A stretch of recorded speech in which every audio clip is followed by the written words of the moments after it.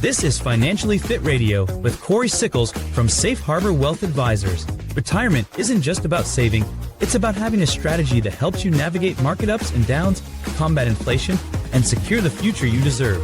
That's why Financially Fit Radio is here to tackle your biggest financial concerns, share actionable strategies, and help you move toward your retirement goals with confidence. And now, here's Financially Fit Radio with Cory Sickles.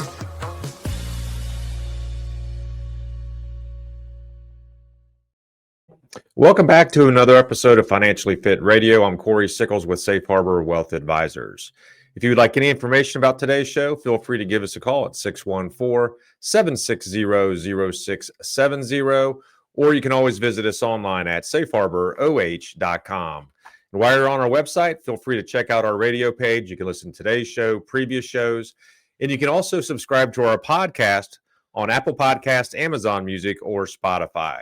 Also, feel free to watch today's show on our YouTube channel. Just type in Safe Harbor Wealth Advisors. Go to our playlist, which is Financially Fit Radio, and you can listen to all the shows for the last few years.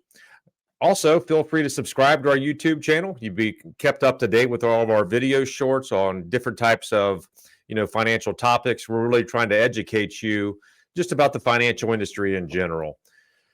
So today we're going to talk about something that happens quite a bit. You go from one employer to a new employer, so you're starting a new job. So we want to talk about today some of the financial moves you shouldn't miss if that does take place for you. But before we dive into that, let me introduce to you my co-host this week and every week, and that's Tony Shore. Tony, how are you today? Oh, Cory, I am doing great. Thanks for having me here. I appreciate it. We're actually in person. We're looking right at each other today. Usually I'm up in a studio in Minnesota, and that's fun too, but this is really good. We had a great time last night. I had a chance to go to the Columbus Zoo for the first time. That place is fantastic. Loved that. Thanks for that, Cory, setting that up for me. But yeah, it's been great. I've been busy. As you know, I've been traveling. It's great to be here in your office, taking care of some business today, doing some recordings, and having some fun while we do it, right? Yeah, we are having a little bit of fun. Yeah, we had a good event up at the Columbus Zoo out at the old Africa Center. Yeah. Got our pictures taken, got to feed some giraffes, which was quite entertaining. I actually pet a penguin. I got to touch a penguin. I couldn't believe it. And the giraffes came right there. And there was they have a lot of giraffes. And if you go to the Africa Center on the deck there, they come right up to there. It's amazing. I mean, there must have been 7, 8, 9, 10 giraffes just hanging out. There's actually quite more than I thought there would be there. Yeah, me too. So we've been having fun with that, but I know you've been keeping busy. It's been a crazy week. I know you had a lot going on. And you've got that Jester Cup coming up. I have to mention that. That's it. We're getting closer. Team USA, of course, will dominate. We're hoping that will take place there, Tony. Yep, September 20th. All right. It's interesting on how many clients ask me about it. Sure. Which means they're following my all my videos I've been putting out on it. Yeah. Looking forward to it. Last year we lost. Year before we won, so hopefully we got a nice little string of every other year at least going here. I think you'll win. I'm putting all my money on Team USA, but remember, folks, no wagering. Yeah, I think the odds right now are like 10-1 on us. So yeah. The Jesters are definitely the favored. We're just trying to rebound, have a good time, and win the cup back. Yeah, I think FanDuel, and if you go to Vegas, you can place bets on the Jesters versus Team USA. And the odds are 10-1 for Team USA right now. That's correct. Yeah, you don't want to bet against that. Yep. Yeah. So that'll be coming up here soon, very soon. So we'll keep you guys updated. Sounds good. As it progresses here. Sounds good. So, Cory, what are we talking about today? What topic do you have lined up for us? A lot of people move from one job to another, right? So I kind of want to talk about what do you do when you actually go to that new employer. And, the first thing I do want to kind of talk about is what do you do with your old 401k, right? And I'm a firm believer, don't leave that 401k behind.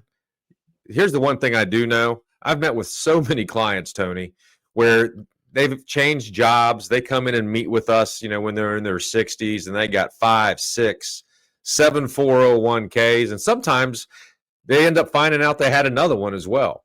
So by leaving, when you do leave your employer and you go to a new job, it's a lot easier just to keep track of all your retirement money. Yeah. So I highly recommend that. Take it with you. And the other part I do recommend is you put it into your own IRA. Don't roll it into the other, into your new employer's 401k. You're going to be limited on what you can invest into. It's going to only be the options they provide you to invest into. However, if you roll it into your own IRA, you can do what you want with it. Invest it, the way that you want to. And then depending on where you are in your life cycle, maybe you want to put it all on the market. Maybe you want to look at creating a pension for yourself by putting it into an annuity. But, I just so much highly recommend that take control of it. Your odds are you could be paying lower fees as well. But it's just a situation where you're going to set yourself up for the future in a whole better situation by taking control of it. Oh, yeah, for sure. And the more control you have, the better. And of course, you shouldn't make any of those moves without working with a trusted financial professional, a fiduciary like yourself. You have to review where you're at. And, the HR department can't always help you with those. They don't always have the knowledge, depending on where you work, of course. But you also need a financial professional in your corner.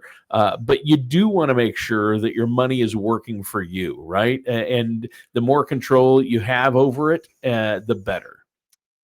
That's exactly right. That's the whole purpose of it. Roll it over, create your own 401k or, your own IRA, and then invest it the way that you want to. So, if you're leaving one and you're rolling, doing something with that, well, obviously now you're starting a new employer. You need to find out what your new 401k or 403b, depending on where you're working, rules are going to be, right? So you want to be able to sign up, as early as possible. Some companies allow you to sign up immediately. Some wait 3 months. Some wait 6 months. Some maybe even wait up to a year. I think that's kind of changing on that side of it. It used to be that way, a few years ago. But you do want to be able to sign up. And here's the most important part. You need to find out, what are they going to match? Because you don't want to leave any free money on the table. We talk about that on the show all the time. Just think of that match as part of your salary. Yeah. And you're not going to want to give that up. So if they're matching up to 3% or, 3% up to 6% or whatever that number is, make sure you're getting 100% of whatever that match will be. Well, that's true. And you've said it so many times on the show, but it's worth repeating. You have to take advantage of the match and at least contribute enough to get the full match. So you want to sign up for the retirement plan. And, when you leave one job and go to the other, your best option, there are many options like you've talked about. You could cash out the old 401k.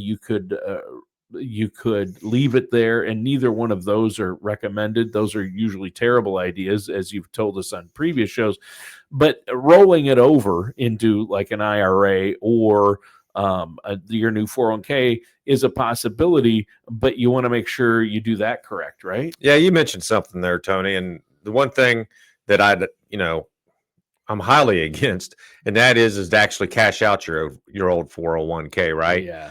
Depending on your age, if you're under the age of 59 and a half, first part is you're going to get taxed on it, but you're also more than likely going to get a 10% penalty because you're having access to that IRA money or 401k money prior to the age of 59 and a half.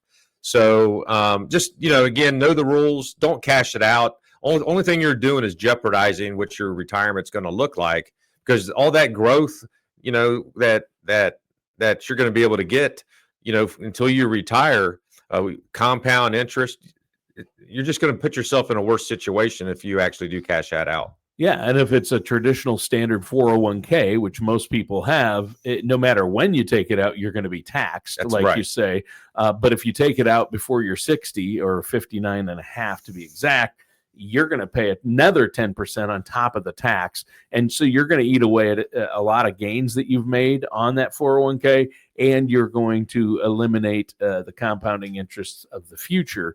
So most people, especially that age, or especially if they're going to another job, you don't want to cash it out. That's for your retirement. You want to roll that over into something else. And to have more control, as you said earlier in the show, a traditional IRA might be good. Maybe put some of it, pay taxes on some of it, and put it into a Roth. There are options. But rollovers, people can make mistakes with rollovers too, right? That's exactly right. And you just want to again, I'd highly recommend you work with an advisor. Make sure that you do roll that over the correct way. Yeah. When you are signing up with, for your new retirement plan, one thing you probably should see is do they offer a traditional 401k, and do they also now offer a Roth 401k as well? Yeah. And just remember, yes, you're going to be taxed on that money that you put into a Roth, but you're done paying taxes on it. So all that growth that you're going to receive from now until you take money out of that is going to grow tax deferred, and it's going to come to you in retirement tax free.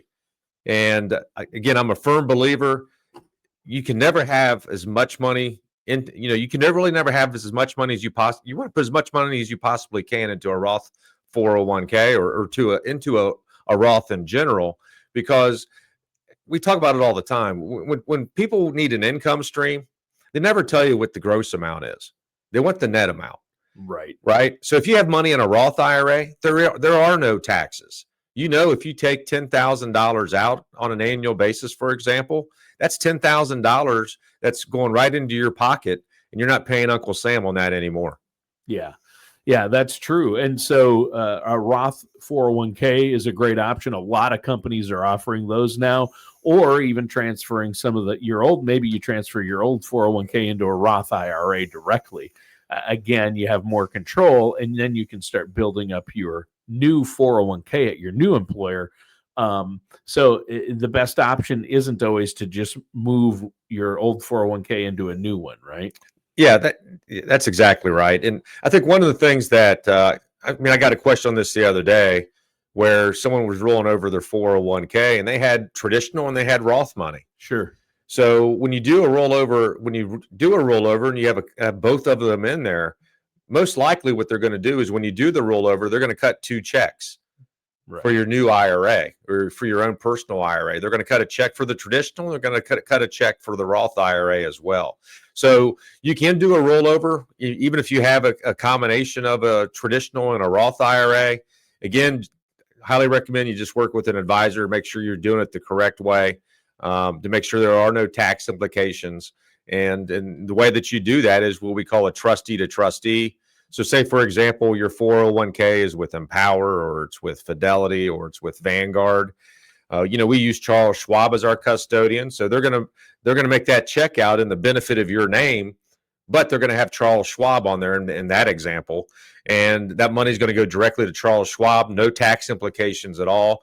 And we call that a trustee to trustee, and you're doing it the correct way. Yeah. Yeah. And so that's really important. And when you do all this, taxes always play a part in everything financial, and you want to minimize your tax burden. But you also, with HR, you want to make sure your tax forms are and withholdings are accurate when you start a new job, right? That's exactly right. So when you do start a new job, you're going to fill out what they call that W-4 form, and you're going to put on there, you want to make sure that you get the dependents right. Yeah. You want to make sure you're taking out enough taxes, more than likely. I don't think anyone that I talk to ever wants to pay a huge tax bill at the end of the year. No. So, but you also don't want to be in a situation, this is my belief, is you don't really want to be in a situation where you get a big check back as well at the end of the year. Because the way I look at that is, yes, it's nice to be able to get a nice big check and maybe do something with it. But it also means that the government's had your money for that last year as well, and you weren't able to actually use that as spendable income for that time frame as well. So, and the other part of it is as life events change, you need to make sure you go back to HR and update that W-4 form as well. Maybe you lose a spouse, or maybe you become married, or maybe you actually have kids. So the whole point of that is yes, that W-4 you complete the day you start your job, but that's something that you should look at if you have life-changing moments within the number of family members within your family as well. Yeah, that's really important to note. And if you get that wrong, you could pay in too much tax or not enough. And so you want to make sure you get the dependents right. I know people that have made that mistake, that's for sure. So, what if I switch jobs and I work for a company that offers different things other than like stock options, right? Yep. So depending on your situation, you might actually get stock options. If your company does offer that, and some companies even offer you the ability to buy their stock at a discount, just find out what all the details are and see if that's for you. If you're going to receive stock options, you want to find out, when am I going to get them? How long is it going to take me to fully vest in those? Because if you're in a situation, say 2 or 3 years from now, and all of a sudden you find out that maybe your 401k is not vesting and or your stock options haven't vested and you want to be able to maybe look at another job, you need to make sure you understand what you might be giving up if you're leaving job A to go to job B. So that's why it's so important to make sure that you understand the vesting schedule, which is that match they're doing on the 401k, and your vesting schedule and how those work with your stock options if you do receive them. Yeah. I think that's great. Now, what else do you need to do when you switch jobs? It's kind of stressful. There's a lot going on, isn't there? There is. And I think the other thing you have to kind of look at is you need to really understand what HR is going to be able to offer you, right? Because you're going to be getting more than likely a new healthcare package. Yep. Right? Is it a PPO? Is it an HMO? You need to understand all that to make sure your doctors are going to be in network. So you need to make sure that you're choosing the right type of healthcare insurance. Do they offer life insurance? A lot of times you can get cheap, you can actually get life insurance. You can get cheap if you want to actually do a little bit more than maybe 2 or 3 times your salary as well. Do they offer disability insurance? I highly recommend that. We don't know if all of a sudden something happens to you and you're going to be out of a job for a period of time because of health reasons. Yeah. So disability insurance, is something to also look at.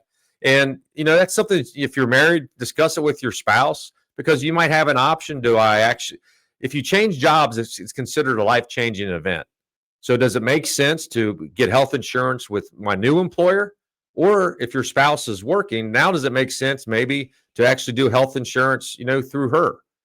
So again, you need to understand all the costs associated with that, which is going to be more economical for you, whether it makes sense that you go on your own health care. Maybe your spouse stays on her health care or his health care.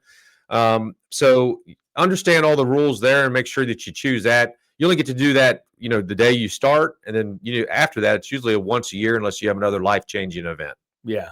Well, and you bring up a great point, because that makes me realize, and I've been guilty of this, a lot of people, when they switch jobs or get a new job, what they don't realize, or they kind of put on the back burner, is that they're focused on what they're going to get for a salary. A lot of times that's why we move jobs, to make more money.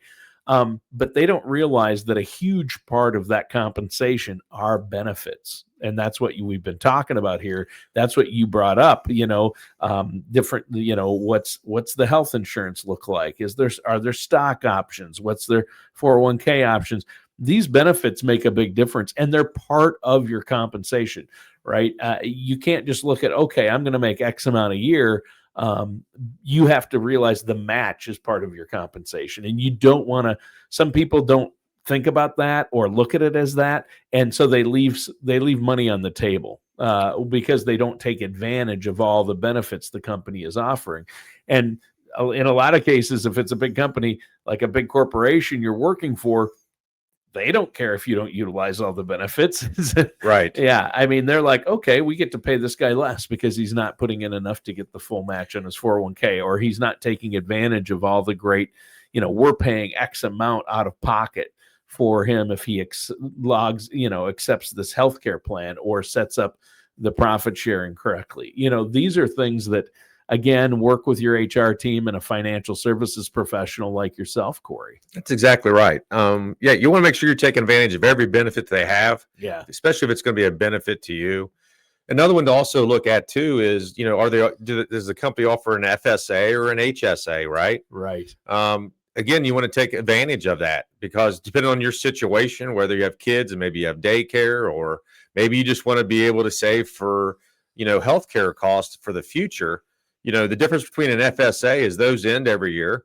An HSA doesn't. And any money that you take out of that HSA in order to pay for, medical expenses, that comes back to you tax-free. You get a deduction off of your W-2 for whatever you put into that HSA. But more importantly, you're going to have some type of money now available, or a kind of an emergency fund for your health care as you kind of go through that process as well. So I highly recommend if you can afford it, put as much as you can into your HSA, because let's face it, whether it's tomorrow or whether it's next year or whether it's 5 or 10 years from now, you are going to have healthcare expenses, and it's nice to be able to have some type of fund in order to help pay for that or offset those costs in the future. Yeah, and you've talked about this on past shows. It's been a while since we've talked about HSAs, but Cory, you told me that the HSA is probably the greatest, has the best tax designation by the IRS. It's the best tax designated account because the money goes in tax-free. You don't have to pay taxes on that money this year. You can remove that money from your income. You don't have to pay taxes on it. Then it grows tax-free. And it's the only account where it goes in tax-free, grows tax-free, and comes out tax-free. And if it's used for healthcare expenses, but it doesn't go away, like a flex spending account or FSA, it doesn't go away. You can build up an HSA as much as possible and not touch it and use it in retirement. You can't keep contributing after you retire and once you're on Medicare, but what you can do is use it, and you're going to have a lot of healthcare expenses later in life. And my wife and I, when we had young kids, we took advantage of the flex spending, which could pay for daycare. So we didn't pay any taxes on all that money for daycare and preschool because we pulled it out of our flex spending account. And then HSA, if we have a big healthcare expense and we pull it out of the money we've put into our HSA, we didn't pay taxes on that money at all. When we put it in, we got a tax break. It grew tax-free. It grows, and it comes out tax-free. I mean, that's huge, isn't it? It is huge. I mean, one thing that I don't think a lot of people realize is with an HSA, a lot of times you actually have the ability to invest that into the market. Yeah. Now, the one I'm on, for example, which is at HSA Bank, they make you keep $1,000 in cash. And that's, because they give you a debit card. And if you have co-pays or whatever you want to be able to do to use that, then you always have $1,000 in cash in order to pay for some of those expenses. However, all the other money you can actually invest in the market. So you can actually get growth off of that. And obviously, the longer you're in there, the more it's going to grow. And then you're going to be able to use it for healthcare costs in the future. So it's a great way to be able to set yourself up for the future for being able to save for healthcare costs. Yeah. I think it's an amazing account. It's the only IRS designation that allows. It's the only account that has the triple threat, right? It has the triple benefit, I should say. So that's really good. So what else should we know? I mean, obviously. When you set up these accounts, you've talked about it before, beneficiaries, right? Yeah, that's a good time to be able to do that, right? When you're going through and setting up your new 401k, or you're setting up your life insurance, right? Or maybe they even offer a pension. Some offer pensions, even with that. Yeah. You always want to make sure that you put a primary and contingent beneficiary on there. And since you're doing it, you might as well check your other accounts as well, whatever other investments you have, to make sure all those are updated as well. Things change, life changes. Maybe you get married, maybe you get divorced, maybe you lose a spouse. So it's very important to make sure that you have a beneficiary on there to make sure it goes to who you want it to, who you want that fund to go to, or that money to go to, if something would unexpectedly happen to you. Yeah. Well, I'll tell you what, we're out of time. This show flew by, Cory. I can't believe it. Maybe it's because we're in person. Yep. But really quick, before we go, let our listeners know how they can get a hold of you. Yeah, you can always give us a call at 614-760-0670, or you can visit us online at safeharboroh.com. And just remember, if you schedule a meeting with us, all meetings are complimentary. There's no financial obligation. We're here to truly help to make sure that you have the best retirement that you possibly can. All right. Sounds great. And listeners, thanks for tuning in. That does it for today's episode of Financially Fit Radio with our host, Cory Sickles.